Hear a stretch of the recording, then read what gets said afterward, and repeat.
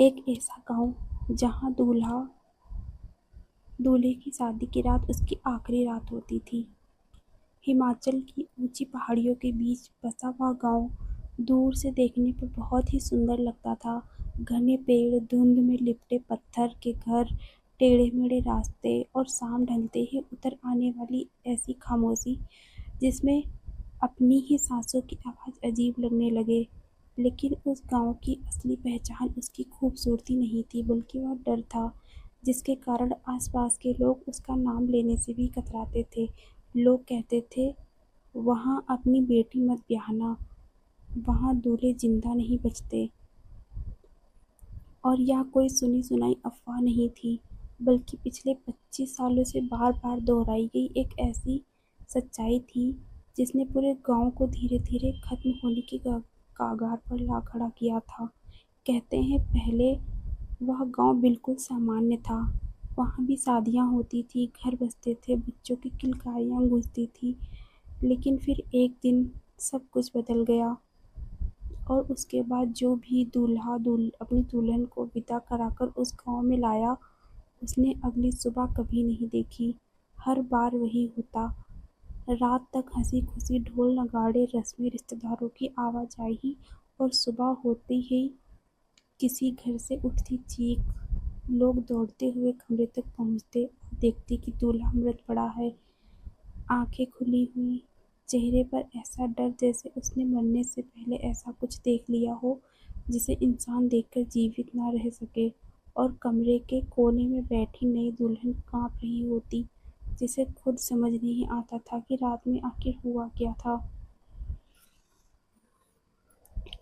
धीरे धीरे आसपास के गांवों में अपनी बेटियों के रिश्ते वहां भेजने बंद कर दिए, क्योंकि कौन अपनी बेटी को ऐसे गांव में भेजता जहां सुहाग की मेहंदी उतरने से पहले ही उसका सिंदूर मिट जाए।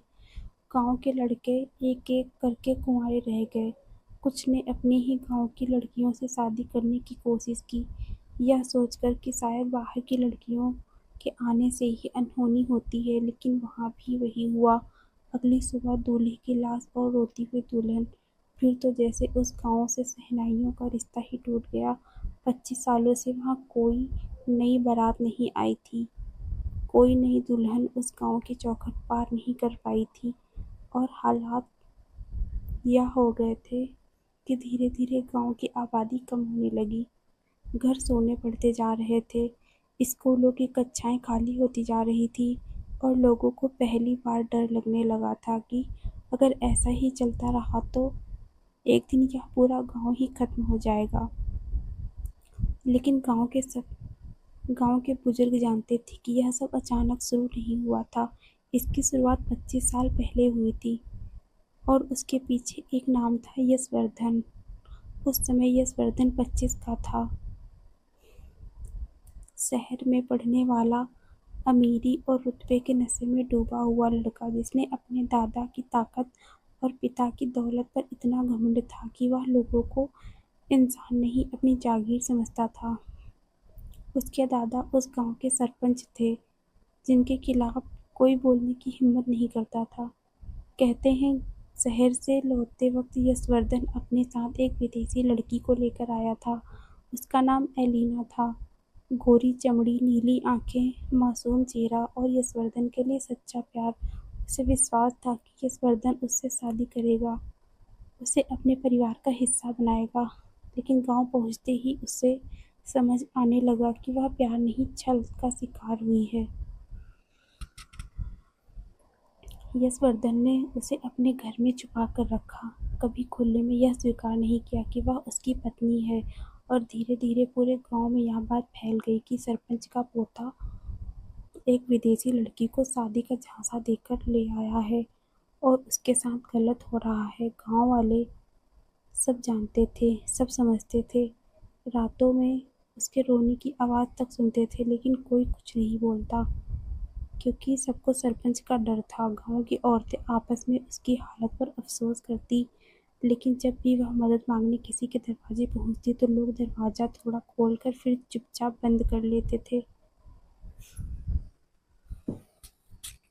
फिर एक दिन यशवर्धन का मन भर गया। उसने एलिना से साफ कह दिया, अब तुम जा सकती हो। और उसके परिवार ने भी उससे मुंह मोड़ लिया। जिस लड़की ने अपना देश छोड़ दिया था, अपना सब कुछ दांव पर लगा दिया था, उसे एक पल में ऐसे ठुकरा दिया जैसे वह कभी इस घर का हिस्सा थी ही नहीं। वह पूरे गांव में घूम घूम कर मदद मांगती रही।